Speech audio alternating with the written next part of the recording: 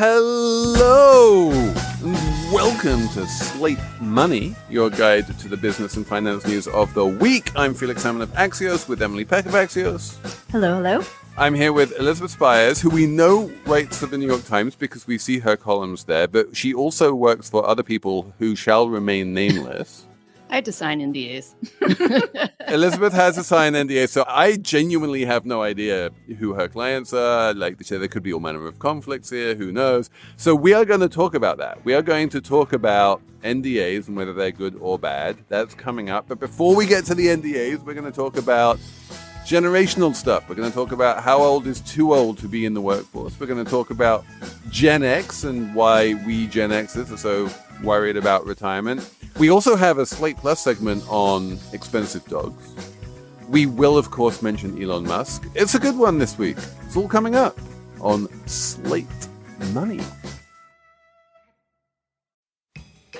Today's episode is supported by What Should I Do With My Money? An original podcast from Morgan Stanley.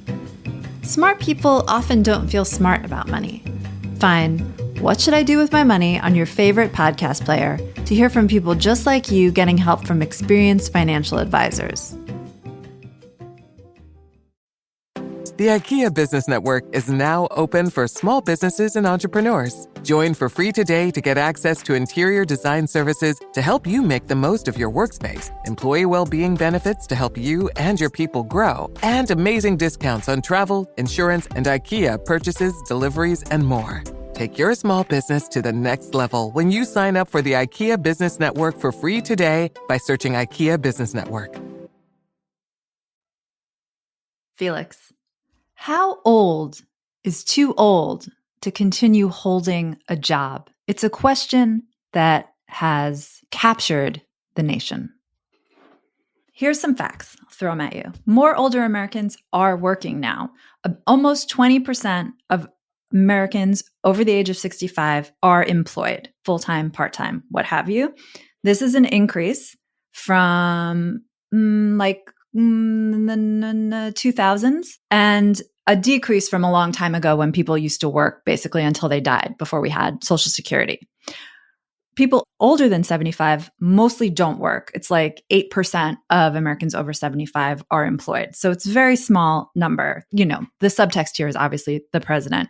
He's in a very small percentage of adults over 75 who actually work. Now, there are some professions that have strict age limits. There's pilots, that have to retire.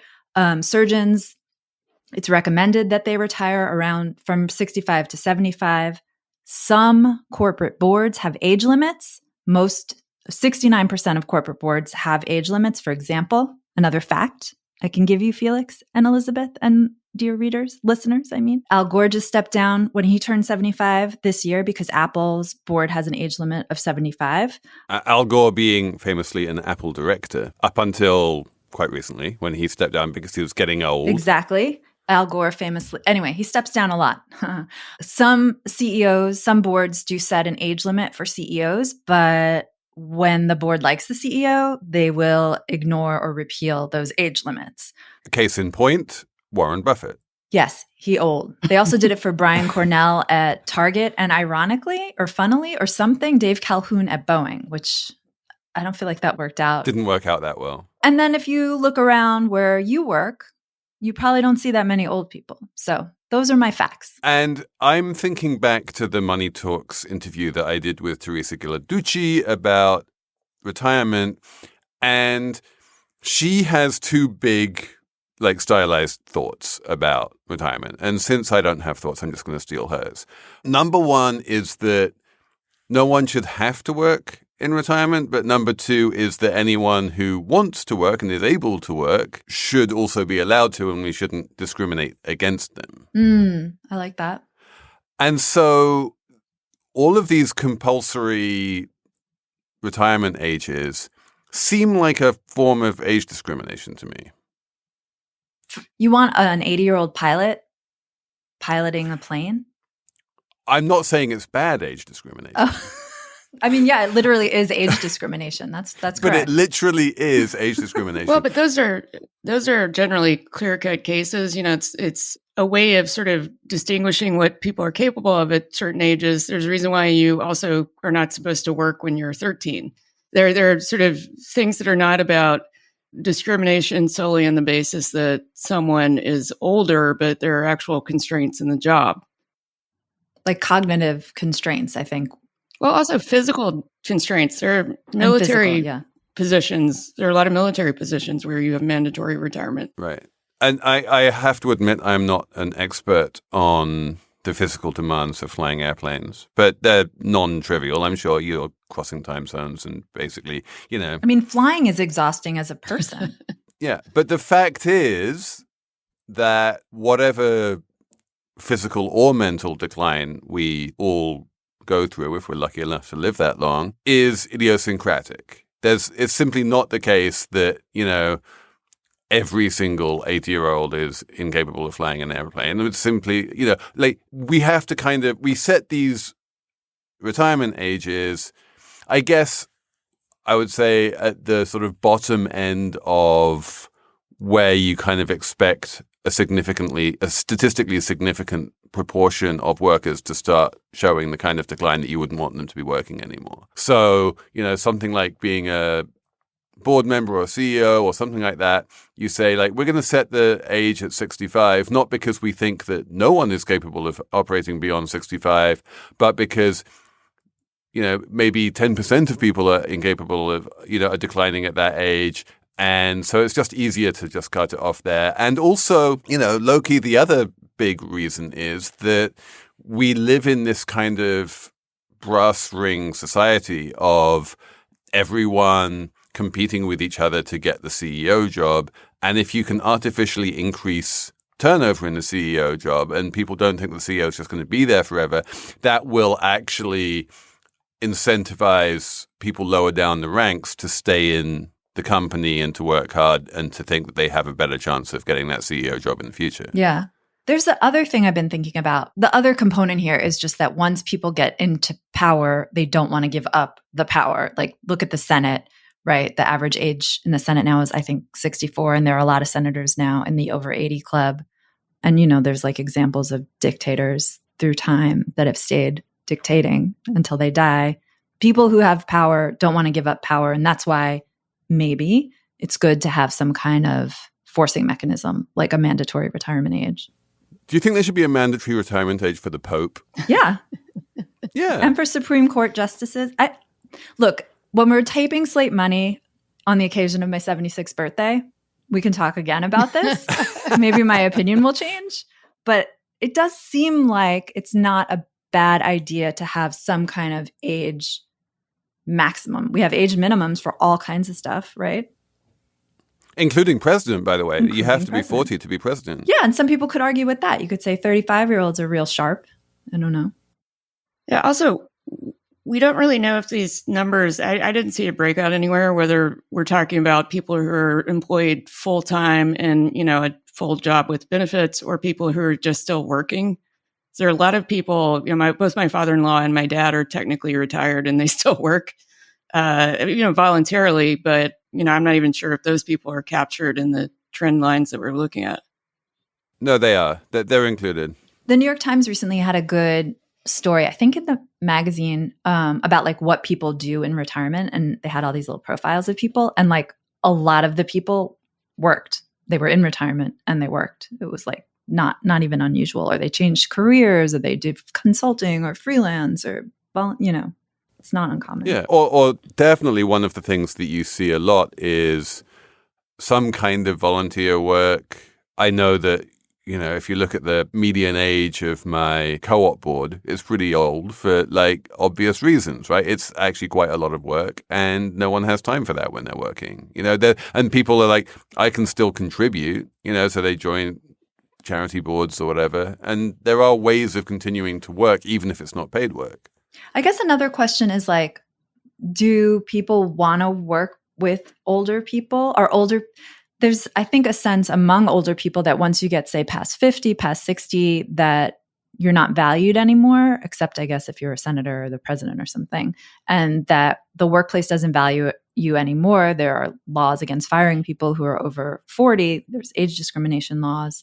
And then there's like a counter argument that having older workers around is a good idea. I think we talked about Boeing. Boeing's a great example. There is basically no one at Boeing anymore who has designed an airplane, like from scratch. Like the last airplane that Boeing designed was the 737 MAX, which was basically a re-engineered 737. But no one there knows how to build a new airplane because no one there has done it. They went through a whole bunch of buyouts, which were based on like how much you were earning. And so the more experienced, higher paid workers were like, okay, I'll take that. And eventually through the buyouts and the layoffs and all the rest of it, they wound up just losing all of the institutional knowledge that they needed for keeping planes safe. And that's institutional knowledge that you can't get back. And that you can do by when you get like Dave Calhoun or some other Jack Welch type coming into a company. Or you can do it when, you know, if you just go in and make life miserable for everyone, like, you know, Rex Tillerson at the State Department. I think one of the reasons that Tony Blinken has had a tough time at the State Department is just because a bunch of that institutional knowledge was left when people got fed up of during the Trump years and left. But that kind of knowledge that the older workers have and the experience that the older workers have is not something that is valuable necessarily on an individual basis, but is absolutely crucial on a collective basis. And it's really hard to manage that well. Yeah, because older workers are, well, they're more expensive to an organization and they can be really crotchety and resistant to change, I think. I'm not going out on a limb here and saying it, you know? Also, there are a lot of people who don't want to be in the workforce at that age, and they're there because they don't really have a choice. You know, they don't have enough saved up for retirement, or they've never made enough money in the first place. And I think that's where you have problems. Yeah. And that's true. That I was saying at the outset about how the share of Americans over 65 who are working has gone up. It's because they changed Social Security, the way Social Security works. So you're like essentially penalized if you go out early. And because as Felix covers all the time, we're in a 401k world now, not a pension world. So it's kind of scary to go to retire. You probably don't have the money. Or even if you do have the money, you don't know that you have the money. One of the things that every single retirement company keeps on pitching me on these days is this idea that no one really has a mechanism for understanding how much income they can safely take from a 401k plan. You know, they look at their balance and they're like, I have $1 million in my 401k. Can I retire on this? And they're like, I have no idea. And converting $1 million into a monthly income that you can predict and reliably know will be there for the rest of your life is really not non-trivial. And that means that even people who are perfectly capable of safely retiring feel that they're not. That said, the other thing that is worth noting, apropos Emily's figures about, you know, up and to the right, is that since the pandemic, the number of over 65s and over 75s who are working has gone down. And there has been a kind of YOLO happening. I mean, there's been a bull market, which has helped. And there's been a YOLO happening, which is like, you know, I do not want to spend the last, you know, lucid years of my life chained to a desk somewhere. Yeah, I think part of to your point about people not really being sure whether they feel safe enough to retire, I think a lot of that has to do with our healthcare system and, you know, the potential impending factor of a medical catastrophe, which is the kind of thing that happens. Certainly, you're more likely to have a very expensive medical problem the older you get. Yeah, but you also have Medicare. You know, if you know people who are on Medicare and in caretaker situations, it's still not ideal if you don't have enough money. No, I mean, look, it's true that like paying for caretakers is hard, and there's effectively no amount of money that you can save up for retirement that's going to sort of deal with any eventuality that might hit.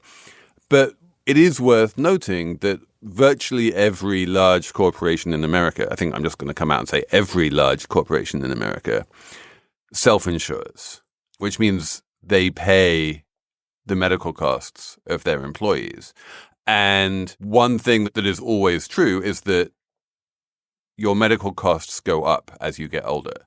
And so when you're worrying about the cost of employees, it's not just that older people earn more. They might earn a little bit more. They don't tend to earn a huge amount more, but they do cost more in terms of benefits. The cost of providing those employees with health insurance, if you self-insure, is significantly greater. And it's definitely something that, CEOs think about.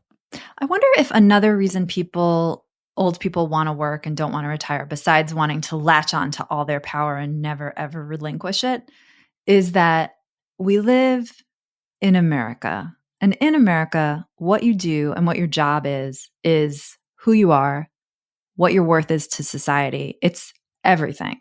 So the idea of walking away from that voluntarily probably is going to scare a lot of people away from doing it. If you look at percentages of the percentage of over 65s working, it's low. It is definitely the norm that you have retired by 65, if not earlier. The idea of working past that is very much a kind of upper middle class thing. Well, that's a privilege thing. That's the other reason then the chart went up and to the right is because people can work, because like the kind of jobs that we have don't require us to do backbreaking physical labor. And we can actually continue to work. It's fine. I'm sorry, I have to adjust my microphone, Emily. No, I have to carry this laptop and it's heavy. And Methuselah lived 187 years and begat Lamech. And all the days of Methuselah were 969 years. And Lamech lived 182 years and begat a son. And all the days of Lamech were 777 years. Before we go to the break, I want to tell you about our Slate Plus segment this week, because we are talking about $150,000 dogs. And I reveal something about myself that is controversial. So you're going to want to hear it. Slate Plus members will get to hear that at the end of the show. If you're not a Slate Plus member and you don't want to hear ads and you want a bunch of other great Slate stuff, you should sign up for Slate Plus, and then you could hear the segment and get all that other stuff I just mentioned.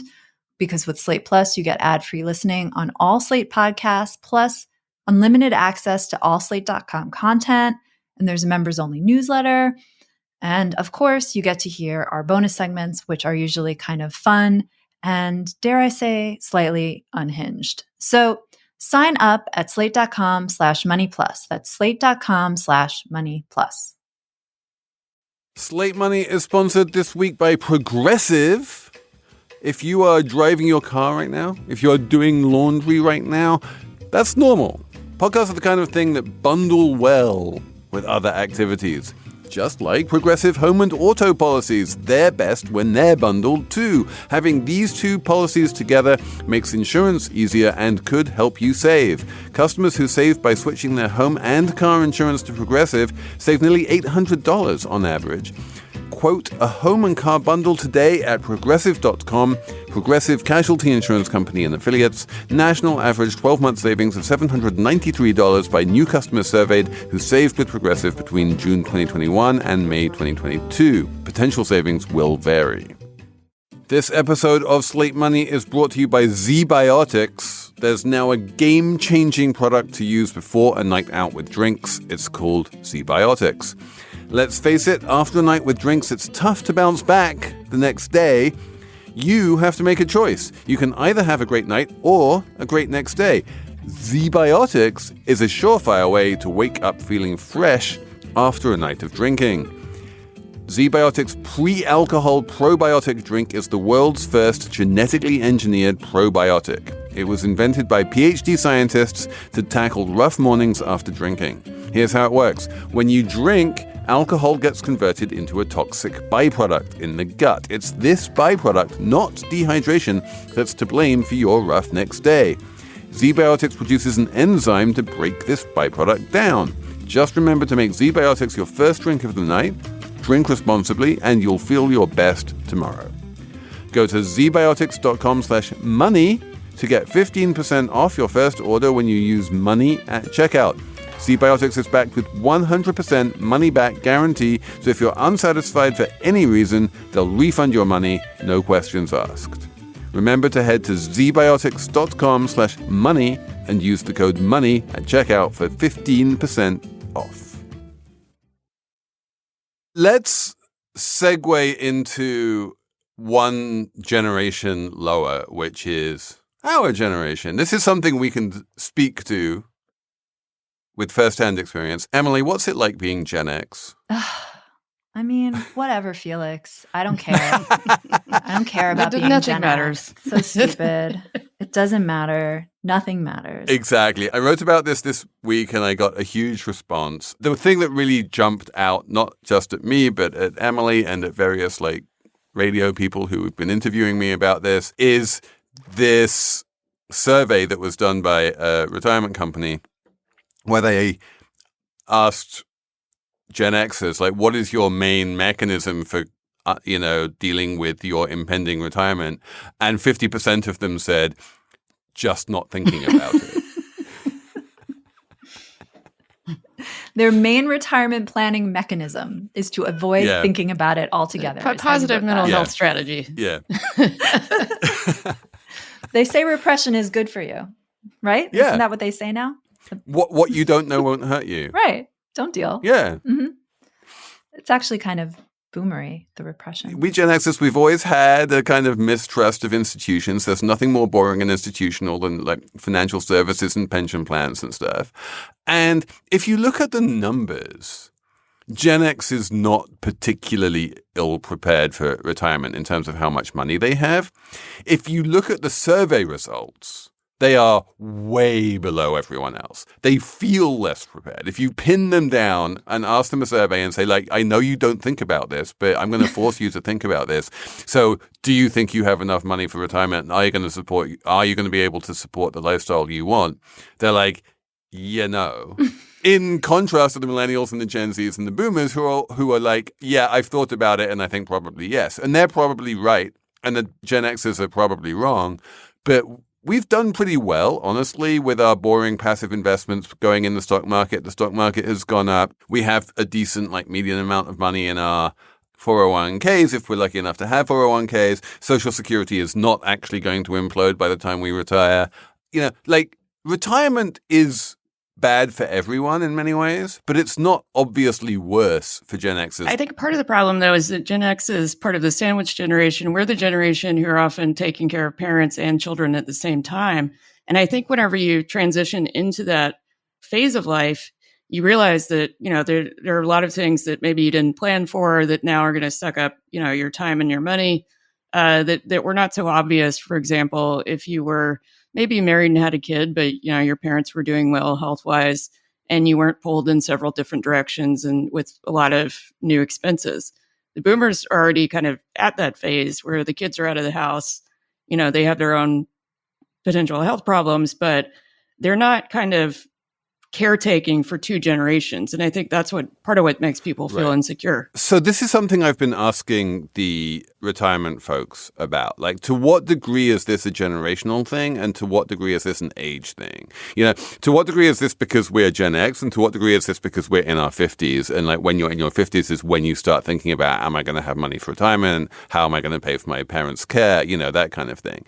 And the fact is that 15, 20 years ago, people weren't really doing the same surveys in the same way. So it's hard to answer that question. But broadly speaking, it does seem that the boomers were more sanguine about retirement than we are. And that part of the reason for that, of course, because another thing that makes it very difficult to disentangle is that the boomers were just way more likely to have pensions. And if you have a pension, you're just that much more comfortable. Another reason I thought was interesting, and one of the things we read that pointed out, along with the lines of what Elizabeth and you're saying, Felix, is like Gen X is in the sandwich generation right now. And they're having to care for kids, and they're watching their parents, go through basically the process of dying and retiring, and they're feeling like they're not going to have enough money. They're feeling like they have fewer resources than their parents, and they do. Gen X does have fewer resources than their boomer parents, not just in terms of pension, but in terms of like siblings who can help, like care for their parents with them or care for them when they retire and get older and can't care for themselves. There's fewer women who, I mean, this is a good thing. More women are working in Gen X than were working in the boomer generation, right? But those women were serving a purpose in the boomer generation, which was they were doing all this caretaking and caregiving, which does allow people to feel more secure in their older years. If you have someone who's like kind of like the caretaker of the family, the caregiver of the family, if you have multiple people filling that role, that gives you a sense of security, right? Like you're not worried, what's going to happen to me when I'm old? Who's going to take care of me? Like for boomers and older, they probably had siblings to choose from, children to choose from, et cetera. Yeah, they had like 2.4 kids, right? And like statistically speaking, one of those 2.4 kids is going to like step up and take care of you. Whereas like, honestly, Emily, it's either of your kids going to, but I know none of my kids are going to take care of me. I told my kids I wouldn't say anything about them today in the podcast unless it was to say that they were cool. So I'm not going to say anything, but like, I don't have siblings. Like I don't have that support around me. And, you know, like Gen X is more on its own than boomers were, I think is accurate. We do have fewer kids on average. Fewer kids. More to the point to what you were saying, our daughters are much more likely to be working than our parents' daughters were. Yeah, I think that's part of it. And I think it is an attitude thing. There was a woman from BlackRock quoted in one of the stories we read who was like, this Gen X thing isn't new. For 10 years, they haven't felt prepared for retirement. They always say that or something like that. I was like, You know, I don't think it's a stereotype that we're more skeptical and maybe a little cynical. So there's a little bit of, oh, we're talking about something that's going to happen 30, 40 years from now, if we're still here. You know, there's a little bit of Gen X kind of needing to focus on what's right in front of us in order to deal. Yeah. Also, it's more real. Like if you ask Gen Z, are you ready for retirement? I don't know. Like they have so much time. It's not a real fear yet. Yeah, but Emily, you have no idea what these Zoomers are like. This is the thing that really jumped out of me from, I think it was the BlackRock survey, was that 47% of Zoomers of Gen Z have a financial advisor. I don't believe that. No one in Gen X had a financial advisor when we were in our 20s. I don't believe that. I don't believe that's that either. I just flat don't believe it. Are there financial advisors on TikTok? Is that how that's working? Yeah, what do they mean? Do they mean TikTok? This is just survey responses. But no, it's the thing. I was talking to a financial advisor at a company called Pfeiffer, don't ask, who's like literally set up a firm doing financial advice for Gen Z. And he has like a whole bunch of clients doing this. Really? Yeah. Well, we need to write and talk to these Gen Zers and write about this more because this is fascinating. Is he a financial advisor / influencer? No, there's no TikTok at all. This is just like there are, you know, they're very earnest, the Gen Zers, and they're going out and they're saving their money and they're putting it into 401ks and they're allocating their assets and they're thinking long term and they're everything that we didn't when we were in our 20s. Good for them then. Yeah. I mean, when Gen X, like when I was in my 20s, it's all about like, don't sell out, you know, stuff like that. Like you're working for money, don't work for money. And it's like, what? Work for your passion, work for your art, you know, love what you do. Money was like not a thing that people were worried about. Or maybe there were people like that. I just unfortunately didn't talk to them. But now Gen Z is like, well, that would be great, but I have to pay $4,000 a month in rent. Yes. So, you know, fuck off. Yes, maybe they should Gen Z. If listeners are of the Gen Z. Do we have any Gen Z listeners? Is that even a thing? Right to Gen us. Z listeners to Slate Money. Write in slatemoney@slate.com and tell us how you're completely, you know, feeling smug and superior to Gen X because we had no idea what we were doing. What are you doing to plan for retirement, Gen Zers? We need advice. Are they in the FIRE movement? We've never talked about FIRE, or have we? We've talked about FIRE a little bit, but yeah, do you dream of retiring at 40? Is 40 old? Let us know. Write in, slatemoney@slate.com. If you have not applied for Social Security benefits because you are still working, write, phone, or visit your Social Security office soon.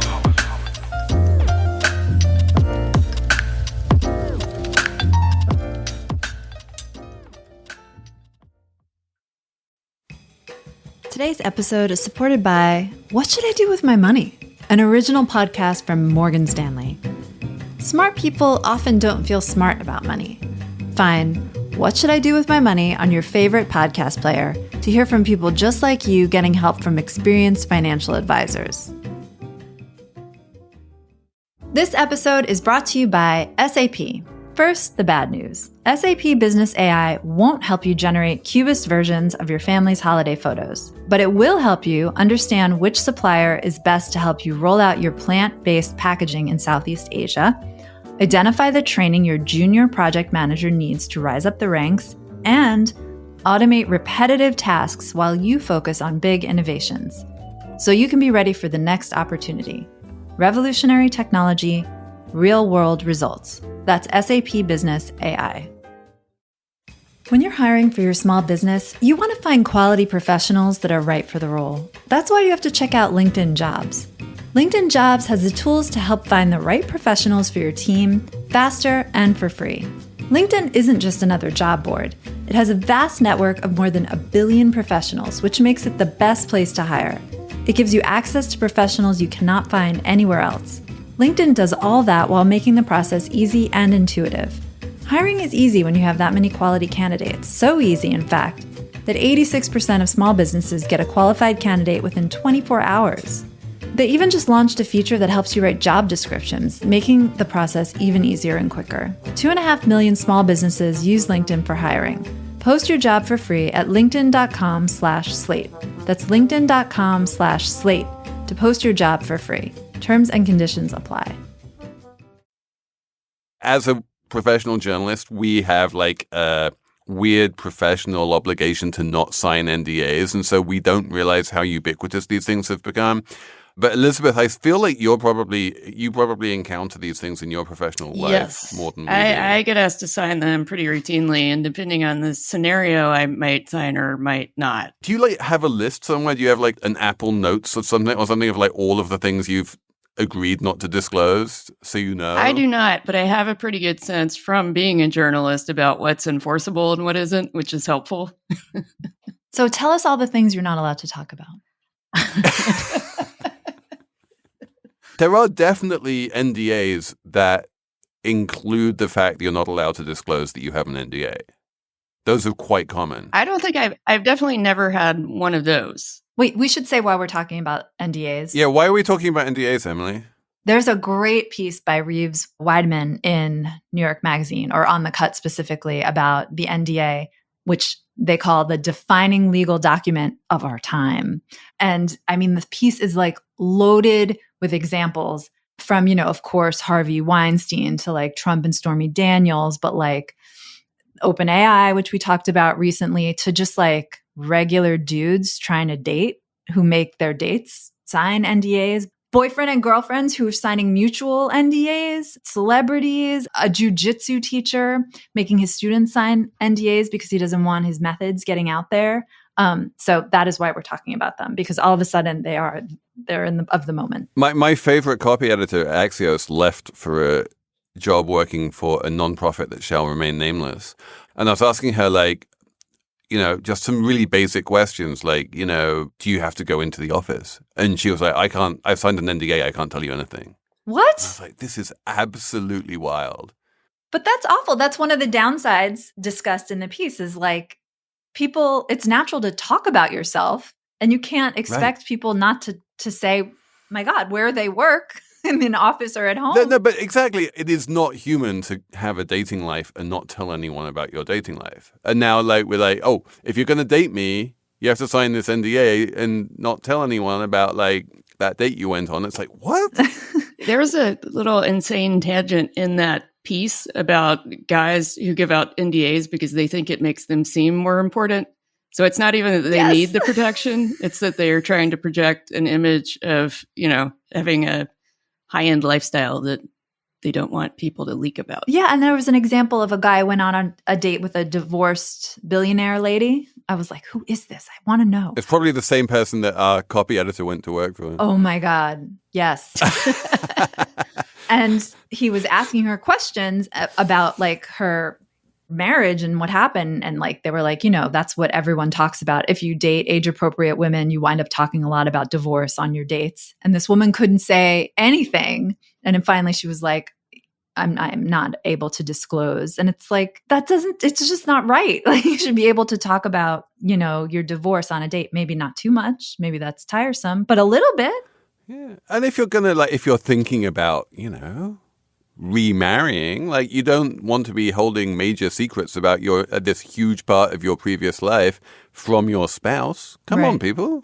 And also, I mean, with the dating NDAs, there's the issues of like if sexual assault happens or something horrible. But as Elizabeth would know, you can't enforce an NDA if you're reporting a crime or anything like that. Then you're free to report. You are free to, but it still serves a chilling effect. You might not know that you're free to. Right. Yeah, you can kind of refuse to sign if you have some kind of leverage in those situations. I'm thinking specifically about when I was still an equity analyst. I'd go to some meetings for early stage venture capitalists. And, if you walked in with an NDA, they would laugh you out of the office. They won't sign NDAs because they see too much stuff that's, looks alike and they don't want the liability. But increasingly, I think that's less the case, especially in biotech and certain industries where, the trade secret aspect of what's being made is more important. It's not as much about what we're talking about in relationship NDAs or friend DAs, where it's just, don't talk about this at all. So is there another side to this, Emily? Like, I think we sort of anti-corporate Gen X types automatically think of look at NDAs as things that we are asked to sign in return for some pittance of consideration. And it's just another way that the man, flattens us under the thumb of capitalism. But is there a case for NDAs? Do they actually serve a positive purpose? Ever? Yeah. I mean, some defense lawyers will say that NDAs actually give victims of, say, sexual harassment or something like that, it gives them leverage that they might not have had otherwise, right? Because you get sexually harassed, you go to your boss or whoever, and you're like, hey, this happened. And they're like, oh, too bad. And then a week later, you're coincidentally fired and you want some kind of recourse. And this gives you, the fact that the NDA is at play gives you some kind of recourse because you go to them and you say, look, I'm going to tell everyone, I'm going to talk about this, I'm going to sue. And they say, no, don't do that. We'll give you $100,000 or $10,000 or whatever. Just sign this. Don't tell anyone. That's what lawyers will tell you. They'll say it's good leverage. Women should have the option of doing this and, getting some money or some compensation for whatever wrongs they've suffered. Also, is it a good thing for celebrities who want to live their normal lives and date and have parties, and their reputation is everything. That's their brand. And this is a way to protect their brand from sinking. If only Aziz Ansari knew about friend DAs, he could have avoided a whole lot of trouble. Stuff like that. I mean, that's not good for other women or the public or us journalists because we want the information from the celebrities. But from the perspective of the privileged celebrity. If you are Neil Gaiman, you're like, I should have asked all of these girlfriends of mine to sign NDAs, and then none of this bad press would have happened. Exactly. But I mean, relationships are fragile, and we live in a time where things move really, really fast. So you do need to figure out a way to control your brand. I'm not really arguing for this. I'm saying that's why people are doing that. As somebody who used to work on a gossip site and was a top editor at Page Six for a little bit, I understand why celebrities make people sign NDAs. Elizabeth, as someone who used to work at Gorka and who also used to work at Page Six, in your experience, do NDAs actually stop people from gossiping? No, but the thing is, the celebrities don't always understand how these things leak. I once got into a big argument with Alec Baldwin, who was mad at something Gawker had written years after I left. He suggested that, journalists had gone digging through his private life, and what had happened was his actual publicist had called the New York Post and planted the item herself. So it's not, these things don't leak the way that a lot of people think they do. And if you're particularly someone who's not in a position of power, you're a housekeeper or something for one of these celebrities, you have no incentive anyway to call up a, celebrity journalist and for free give them information. So this is why we need to move to the English system of paying those people for the information. Oh, I thought the English system was just hacking into people's voicemails. Well, we can all do that now that there's been a massive leak of data from AT&T. Right. We can find out who people have been talking to, and just imagine if that AT&T leak fell into the hands of Page Six, what might happen. Wait, the last thing I want to say, because this article has so many good examples, but did you guys catch that O.J. Simpson made his family members sign NDAs in order to see him on his deathbed? That's kind of wild. It also kind of implies that he was ready for some big deathbed confessions. Yes. Oh my God. Presumably these NDAs expire. These NDAs expire once you're dead, right? Like you can talk ill of the dead. Well, Diddy made people sign one that doesn't expire until 20 years after he dies. Does he have a phalanx of lawyers who are going to keep on working for him after he dies, protecting his, reputation? I guess his estate. He probably has somebody who's in charge of that and doesn't want to lose money. So yeah, you have an estate manager for a while, and they're always controlling things, right? Approving or not approving movies and books and blah blah blah blah blah. Yeah, I honestly stop worrying about your legacy. Just do everything you need to do while you're alive. Spill your secrets on your deathbed and don't make anyone sign an NDA. Come on. Let's have a numbers round. Emily, do you have a number? Yes.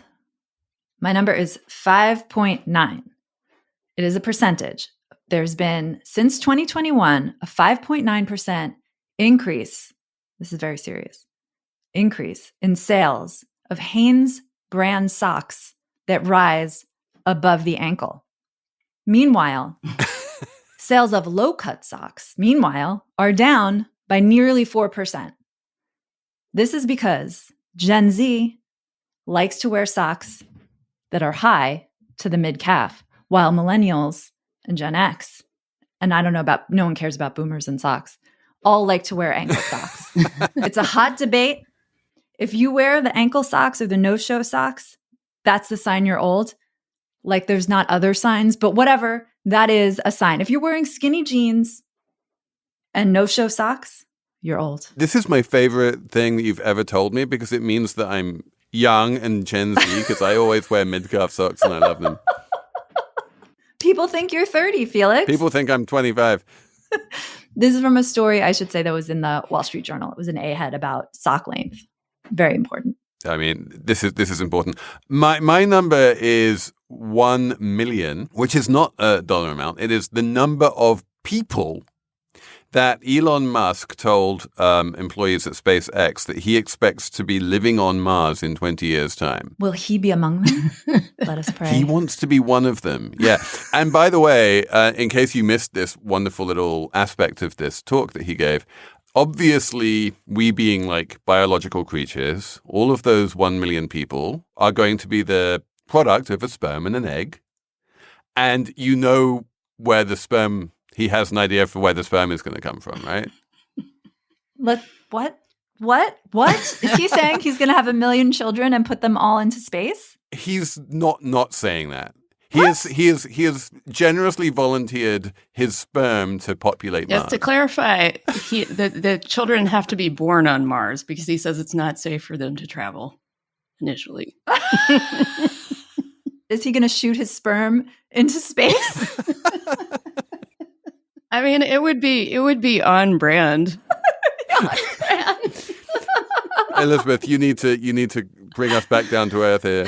My number is 300,000, and it's the amount of money that the Beastie Boys are suing Chili's for because they made a commercial that it looks like a kind of parody of Sabotage, the famous song. The greatest music video of all time, directed by Spike yes. Jonze. Yes.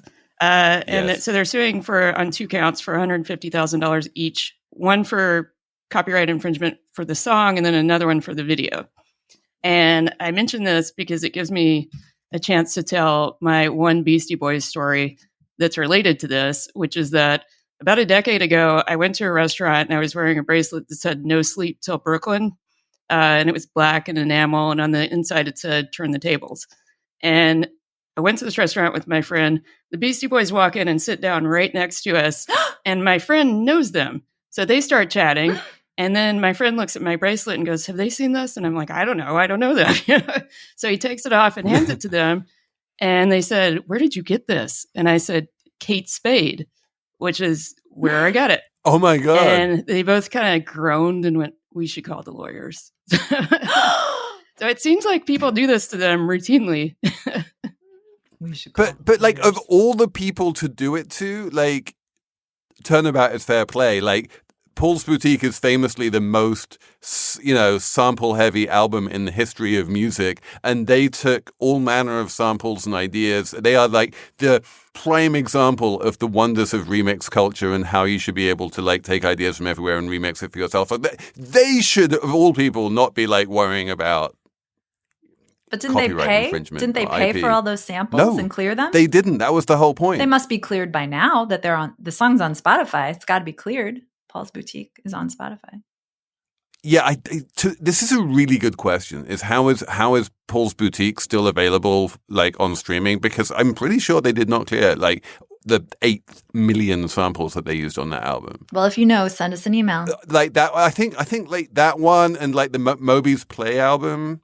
I think they just kind of like got grandfathered in before all of the litigiousness started. Oh, but interesting. Someone, if you know, write in slatemoney@slate.com and let us know how we can still listen to these things. This whole episode is just a Gen X specific episode. Super Gen X. We don't care if anyone listens, whatever. We're not in it for listeners or money. We're not doing it for the man. We're just doing this for the love. Yeah, exactly. And to make fun of Elon Musk. That's why I show up every Friday to tape. What are we going to say about Elon Musk this week? Who can say? He's a Gen Xer. We are doing it for the members, for the lovely Slate Plus members, many of whom are Gen Xers and who are going to listen to us talk about dogs. Everyone except for Emily likes dogs. Wait, you're outing me as someone who doesn't like dogs? This is a big deal. I'm going to get hate mail for this. Oh, crap. It's not that I don't like them per se. It's just that I don't want to have a dog of my own. And I don't like when they lick me. Well, if you had a, $150,000 dog, then you could train it not to lick you. Okay. So we're going to talk about that in Slate Plus. Otherwise, for the rest of you, thanks for listening. Thanks for emailing us all of the things that we have asked you to email us. And many thanks to Cheyna, Roth, and Jared Downing for producing. And we will be back next week with more Slate Money.